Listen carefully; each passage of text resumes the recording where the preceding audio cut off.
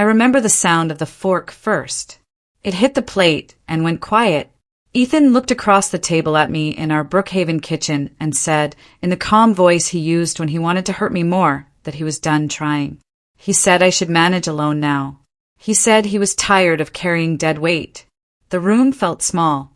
The food tasted like dust.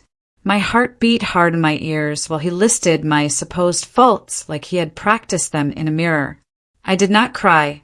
I sat there and watched him decide I did not matter. I felt the years of small jokes, eye rolls, and cold shoulders stacking up behind his words. I understood this was not new. This was only the first time he said it out loud. I pushed my chair back. The leg scraped the floor, sharp and loud. I placed the sealed document beside his glass. My hands did not shake. I stood up, walked to the door, and felt the air change on my face as I stepped outside. Behind me, I heard the envelope being opened, a breath caught, and then silence. The document he opened at the table was simple, but it carried weight. It showed that the house stood in my name alone. Months earlier, Ethan had begged me to handle the mortgage change because he was busy. I had signed, checked, and learned. Tonight, he learned too. I sat in my car in the driveway and watched the front window. I saw his shadow freeze. I saw the light change as he walked from room to room, like the walls had moved without him. My phone lit up again and again.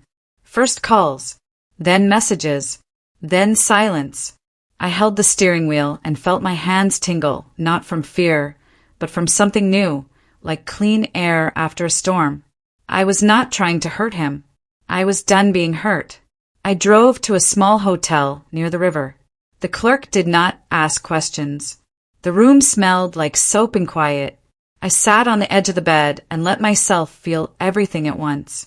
Anger, sadness, relief. I wrote one line in my notebook. I will not argue about my own worth again. The phone buzzed once more. His last text read, "We need to talk." I turned the phone face down. Morning light came through the thin curtains. I checked out, drove back to the house, and finished what I had already planned in quiet moments over many months. The locksmith arrived, polite and steady. My name on the deed made the work simple. By noon the locks were changed, and the key in my hand felt heavier than metal. It felt like proof that my life was mine. Ethan arrived in the late afternoon. His face went from surprise to anger in seconds. He knocked, then pounded, then called my name like it was a command. Neighbors stepped onto porches in Brookhaven and watched without speaking. I stood in the hallway and did not open the door. My heart raced, but my choice did not shake. I slid a note under the door. It said I needed space and safety, and that any talk would go through Attorney Wells. The pounding stopped. There was a long quiet, the kind that holds every unsaid word. Then I heard his car pull away fast. I sat on the floor and breathed until the room felt still again. Then I picked up the phone and called Attorney Wells. My voice was calm when I said it has begun. I did not make this choice in one night. It grew slowly, the way cracks grow in glass. On the couch that evening, I opened a folder I had kept hidden at the back of a drawer. Inside were notes from the past 2 years. Dates, words he had said, times he had walked away during talks that mattered to me. I read them like someone reading a story they already knew the ending of. Ethan used jokes that were not jokes. He rolled his eyes when I spoke. He forgot plans that were important to me and called me sensitive when I felt hurt. When I asked for counseling, he laughed and said I was the only problem in the room. I kept trying because I believed trying was my job. The dinner speech showed me the truth. He had not stumbled. He had rehearsed. His calm voice had been a knife with no noise. For the first time, I saw the pattern instead of the moment. I put the folder back and looked around my quiet house. I did not feel strong. I felt clear. There is a difference. I whispered to myself that night, I will build a life that does not ask me to disappear. The next day Mia came over with coffee and a steady look that said she already knew more than I had ever said out loud. We sat at the kitchen table that had heard too many quiet arguments. I told her about the dinner, the words, the document. She did not gasp. She only reached across the table and held my hand for a moment, then let go so I could keep my own strength. My phone kept buzzing. Some messages from friends sounded worried. Others sounded like they had already heard Ethan's version. In his story, I was dramatic and ungrateful. In mine, I was done being erased. Then a new message appeared from an unknown number. It was from Lauren, Ethan's sister. It read, "I think it is time we talk." We met in a small park in Brookhaven as the light faded. Lauren looked tired, like someone who had carried a secret for too long. She told me she believed me. Then she said a sentence that changed the ground under my feet. "Ethan has done this before," she said softly. I asked her what she meant. She looked at me and said he plans exits. And this time he thought you would break. Lauren and I sat on the park bench while the sky turned pink. She spoke slowly, like each word was heavy. She told me Ethan liked control more than love. When people stopped fitting his plan, he pushed them until they broke and then said it was their fault. She had watched him do it with friends, coworkers, even their parents. She had stayed quiet for years and felt ashamed of that now.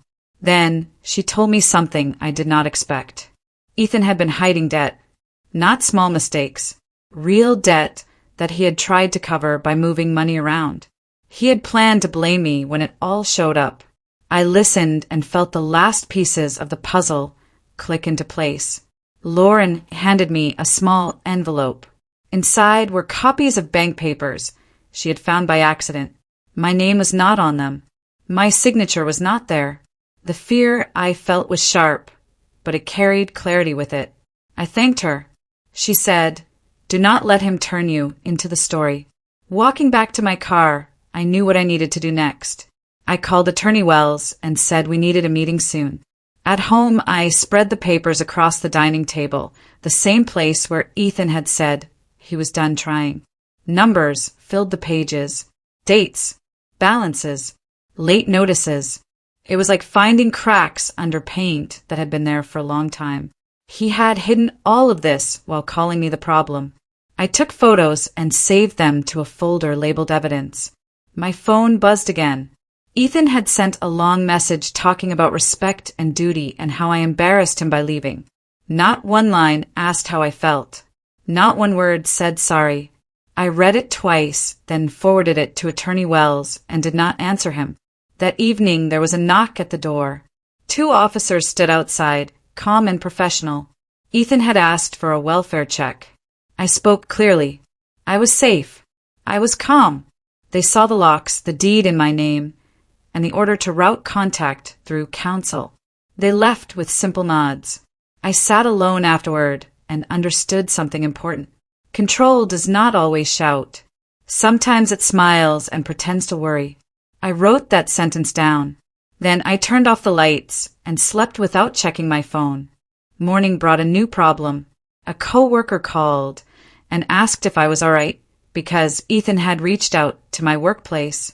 He had said I was unstable and needed time off. My chest tightened for 1 second, then eased as my supervisor joined the call and spoke kindly. They trusted my record more than rumors. They set up remote work so I could stay steady while things unfolded. For the first time in a long while, something went right without me begging. After the call, I sat in silence and let the relief sink in. The story he tried to write about me did not stick everywhere. Truth had its own weight. Later that day, an email arrived titled Urgent Asset Review. My hands felt cold as I opened it. It was from an investment firm Ethan had once insisted on handling. The account was in my name. The balance was higher than I expected. He had told me many times we had nothing. He had been wrong, or he had been lying. I sent the documents to Attorney Wells. I walked through the house room by room. It felt different now, like solid ground under my feet instead of thin ice that could break without warning. 2 days later, Ethan waited outside my office building. I saw him before he saw me. He looked the same, but something in the way he stood felt less certain. When he noticed me, he reached out his arms like a scene in a movie and spoke loudly about love and working things out. People slowed to watch. I kept my voice calm and quiet. I said we would speak through counsel. He raised his voice again, talking about vows and how I owed him another chance. The words were for the crowd, not for me. I felt it clearly. I did not argue. I did not explain. I simply turned and walked away. His final sentence followed me across the sidewalk. "You will regret this." It was sharp and angry. I took out my phone and recorded the last few seconds. Not to hurt him. To protect myself if I needed proof later. When I reached my car, I sat still until my hands stopped shaking. Not from fear, but from release. He no longer decided who I was in public spaces. I drove home under a wide Brookhaven sky, knowing another storm would probably come and knowing I could meet it. The video of the sidewalk scene traveled faster than I expected through friends and neighbors. I did not post it, but people had seen it. Some wrote to me in private. They said the version of Ethan in public had never matched the one they saw in small moments. Others shared stories that sounded like mine in quiet ways. The picture in my head grew clearer and wider than my own house. I spent the afternoon gathering papers, deeds, screenshots, messages, bank records. I did not chase drama. I chased order. Each page made me feel more awake. I was not trying to win. I was trying to stand. That evening an email arrived from Ethan titled Final Proposal. My heart beat hard as I opened it. He wanted everything to go back to normal with no talk about what had happened. No mention of debt. No mention of the dinner words. He wrote about image, not truth. I read his message twice and then sent a one-line reply through Attorney Wells. Declined. As I closed my laptop, I understood the real twist. He was not shocked that he hurt me. He was shocked that I did not bend this time. Outside, the streetlights came on one by one like quiet answers. The next morning my phone filled with messages. Some were kind. Some were curious. A few were sharp and told me to fix my marriage fast. I learned something important reading them. People are more comfortable with a quiet woman than a firm one. I made tea and let the words pass through me like wind through trees. They did not stay. Later that day, Ethan showed up again. But this time he was calmer. He spoke in a soft voice in front of my gate, trying to look gentle. He said he loved me. He said we could forget everything if I just came outside. His eyes did not match his words. They held anger under the surface like deep water. I stayed inside and spoke through the door. I said contact must go through Attorney Wells. He tried to smile, but it broke fast. He said people were talking and I was ruining his name. That was when I understood his real fear. Not losing me, losing control. I recorded the conversation and kept my voice steady. After he left, I sat on the stairs and felt tired all the way through my bones. I did not want revenge. I wanted peace. The two are not the same. News spreads quietly in a town like Brookhaven, not through headlines, but through small talks at grocery lines and gym doors. Within days, I noticed a change. People who once looked past me now looked at me directly. Some apologized for not seeing sooner. Others avoided me, unsure which version of the story to believe. Mia came by with food and a firm hug. She told me more people were coming forward with stories of Ethan's cold jokes and cutting remarks. It did not make me happy, but it did make me feel less alone. A pattern is not a mistake. It is a choice repeated. That evening, I sat with a notebook and drew a line down the page. On one side, I wrote what I could control. On the other side, I wrote what I could not. His choices went on the right side. My boundaries went on the left. A new email came from Attorney Wells with documents to review. Court dates, financial summaries, clear steps instead of chaos. I felt my breath slow as I read. Then my phone buzzed with a call from Lauren. Her voice shook as she said, "You need to know something else. It is about the money." Lauren and I met in her car at the edge of a quiet parking lot. She handed me another folder. Inside were messages between Ethan and a friend about draining the joint account before I could move. They had joked about how dramatic I would be when I found out. My throat went dry, but my hands did not shake this time. I called the bank as soon as I got home. The clerk spoke in calm sentences and confirmed what I had feared. Ethan had already tried to pull the rest of the money, but the account showed my earlier transfer of my legal share. His attempt had failed. Planning had protected me in a way panic never could. That night, Ethan sent one short message. "You trapped me." I stared at the words for a long moment, then realized the truth. I had not trapped him. I had simply stepped out of the trap he built. I saved the message and shut off my phone. In the mirror, I saw someone I had not seen in years. Not fearless, just standing. There is power in that. I went to bed early and slept like a person who finally stopped apologizing for taking up space. The next day, Ethan's parents asked to meet.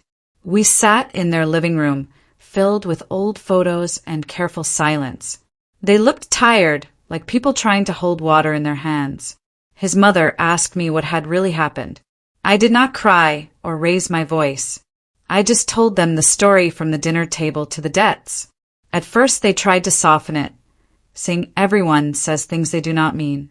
Then I mentioned the documents, the calls to my work, the welfare check, and the bank transfers. The room changed. His father leaned back and closed his eyes like he recognized an old storm. They did not defend him then. They just looked sad.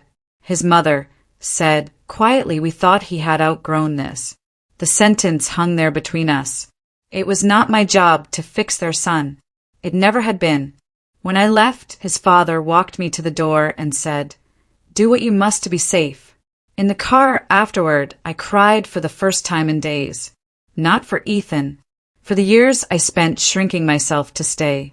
When the tears stopped, a calm space opened inside my chest like a clean room. The hearing date arrived in a plain envelope with official print, but it felt like thunder. I stood at the kitchen counter holding the paper, reading every line twice. This was not a fight anymore. It was a process. It had steps. It had an end. I started taking back small parts of my life that I had given away without noticing. I cooked meals I liked. I filled the house with music again. I took walks through Brookhaven and noticed how many trees I had driven past for years without seeing. Healing did not feel like fireworks. It felt like breathing without asking permission. I also started therapy, sitting in a small room with soft chairs and telling the truth out loud. I said I had been lonely while living with someone. I said I was tired of being told my feelings were too big. The counselor nodded and did not rush me. That alone felt new. One evening, as I closed my journal, my phone rang. It was Attorney Wells. Her voice was steady when she said, "Ethan has filed his own claims.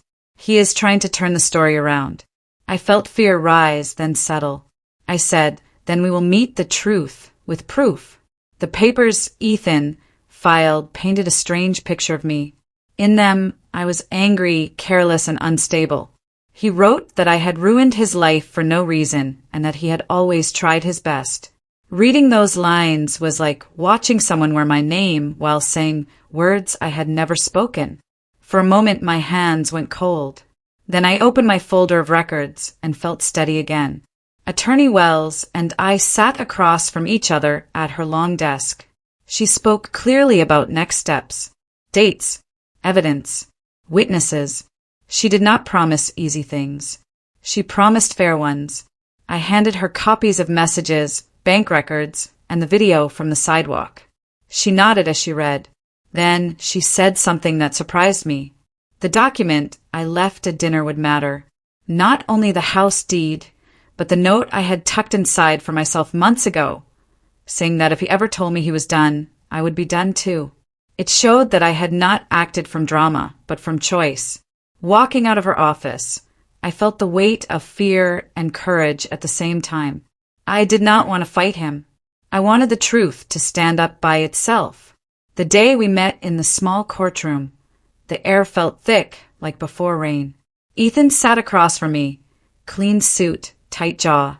He did not look at me at first. When he finally did, his eyes held surprise, as if he had not believed I would follow this through to the end. For years my silence had been his shield. It was gone now. The lawyers spoke. Papers were shared. My hands rested in my lap while my heart counted every second. When the dinner document came out, the room went quiet. The deed showed my legal standing. The note showed my line in the sand, written before the storm. Ethan's lawyer tried to say I had trapped him. Attorney Wells answered calmly, pointing to dates, signatures, and bank logs. No raised voices, just facts that did not shake. For the first time, Ethan looked unsure. Not angry. Unsure. He opened his mouth to speak and then closed it again. I realized something then. He was not used to a world where words had proof standing beside them. When we left for the break, he asked to talk. I agreed only in the hall, with doors open and people near. He said he was sorry, but the sorry was shaped like fear, not care. We stood in that hallway with quiet footsteps passing by. Ethan spoke quickly, like someone trying to plug leaks in a sinking boat. He said he was stressed, that work had pushed him, that he had not meant what he said at dinner. He said we could fix everything if I just stopped making this bigger than it is. The sentence told me more than the apology. To him, my pain was sighs, not truth. I listened without interrupting. When he finished, I said simple words. I believe in actions, not speeches. His face fell in a way I had never seen. Not from cruelty, from reality touching him without a cushion. I went back into the courtroom, feeling oddly calm. The judge returned. More facts were read into the record. I answered questions with short, honest sentences. Not every story needs long explanations. Sometimes it needs a straight line. By the end of the session, it was clear the process would move toward settlement. No crowd, no drama, just signatures, orders, and lines drawn where none had been before. That night, I sat on my porch and watched the streetlights come on.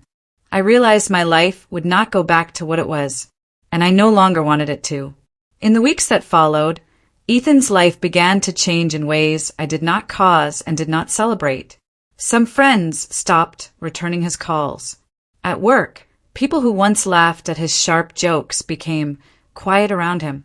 Nothing exploded. Things just shifted. Truth has a slow gravity that pulls masks away. I did not help any of that happen. I focused on my own days. I worked. I cooked. I kept therapy appointments. I learned how to sit in my house without bracing myself for the next comment or cold silence. Peace is louder than many people think. One night, Ethan sent a final message. What do you actually want from me? I looked at the screen for a long time, remembering the dinner table, the envelope, and the moment I stood up. Then I typed the real answer. Nothing. I want my life back. There was no reply. The quiet that followed did not scare me. It felt like a door gently closing that should have closed a long time ago. A week later, an email arrived from Attorney Wells. The settlement papers were ready. I read each page carefully. It was not victory. It was completion. The last hearing was simple in words, but heavy in meaning. The judge reviewed the agreement. Assets, boundaries, next steps. My name was steady on the papers. My voice did not shake when I answered the questions. When the gavel touched wood, it sounded like an ending and a beginning sharing the same moment. Outside the courthouse, the air felt clear. I walked down the wide steps of the Brookhaven building and felt lighter without feeling empty.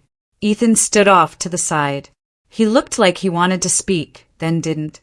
For the first time, I did not try to read his face. Mia waited for me at the bottom of the steps with 2 cups of coffee. We did not say big words. We just sat on a bench and watched people pass. Not everything needs a speech. Some things only need witnesses. That evening I went home and opened the windows. The house smelled like fresh air and paint. I made dinner for myself and ate at the same table where everything had broken open. I was not shaking anymore. I thought back to the night he said he was done trying and realized something clear. I had been trying alone for years. I was done with that now. A week after the court session, I returned to sign the final papers. It felt quieter than the hearing. No raised voices, just legal words and steady pens moving across lines that closed long stories. The clerk handed me certified copies, and the weight of the folder surprised me. It felt heavier than it looked, like it carried all the years I had spent trying to be small. Ethan arrived late and sat across the room. He did not speak. He signed where he was told. For the first time, he did not try to explain or defend. His silence was not peace. It was the end of a role he had written for both of us. When it was finished, the judge confirmed everything was now final. Property, accounts, boundaries. My name stood alone where it needed to stand. As we walked out, Ethan stopped near the door and said, quietly, "I did not think you would really leave." I answered with the truth. "You left long before I did." Outside, the wind was cool on my face. I walked to my car feeling tired and steady at the same time. That night, I cooked dinner for myself and ate without waiting for footsteps or moods to change the air in the room. A few days later, Mia invited me out to dinner. We went to a small place in Brookhaven with warm lights and simple food. The room reminded me of that first night in my kitchen, but my body did not tense the way it used to. We talked about small things at first. Work, weather, new shows. Normal life can feel like a gift after chaos. As I lifted my glass, I noticed an empty chair across from me. It did not hurt. It felt like space I had earned. I told Mia the full story from beginning to end without shaking. Saying it out loud made the timeline feel straight instead of twisted. I did not make myself smaller in any part of it. Halfway through the meal, the waiter walked over and placed a plain envelope on the table. He said someone had asked him to give it to me and then left. My heart knocked once against my ribs. My name was written in Ethan's handwriting. Mia watched my face and did not push me to open it. I slid my finger under the seal and stopped. I breathed in slowly and waited until my hands were calm. The past was not allowed to rush me anymore. Then I opened it. Inside the envelope was only a single sheet of paper. No long speech. No arguments. Just 5 words written in slow, careful letters. I finally see it. There were no excuses. No request to return. No plan to fix what he had broken. For a moment my eyes filled, not with hope, but with something softer. Recognition without repair. I folded the paper once and placed it back in the envelope. I did not feel pulled backward. His words did not open old doors. They marked a truth I already knew. Understanding does not erase harm. It only names it. Mia asked if I was all right. I nodded. I told her the words. She squeezed my hand and then let go so I could sit in my own strength. We finished our meal. I laughed at something small and was surprised by the sound of it. It did not feel borrowed. When I got home, I put the envelope in the back of the same drawer where I had once kept my notes and plans. Not as a treasure, as a record of a chapter that would not be repeated. Then my phone buzzed with a new email. The subject line read, "Opportunity." The email was from my supervisor. A new project team needed a lead, and my name had been suggested. It was work that valued clear thinking and calm under pressure. The message said I had proven both in the last few months. I sat on the couch and let the words sink in. My life was no longer built around surviving storms. It was beginning to grow. I wrote back and accepted, not to prove anything to Ethan or to anyone else, to build a future that belonged to me.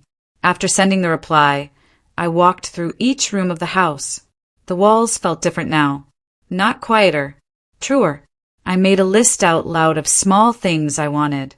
Plants in the kitchen window, a weekend class, a trip to the ocean when I was ready.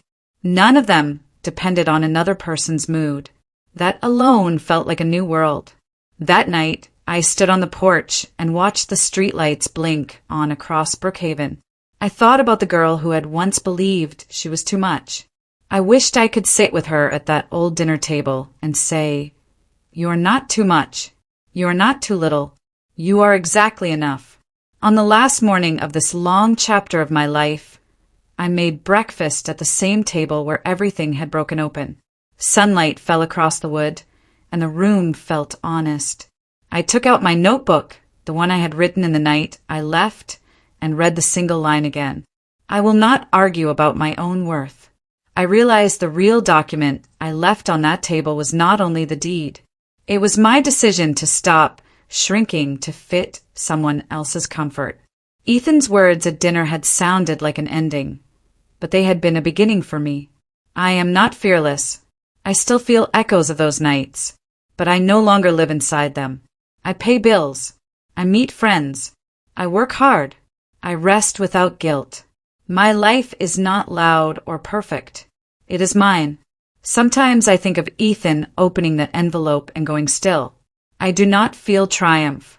I feel distance. We both learned something. He learned I could leave. I learned I had already started to long before.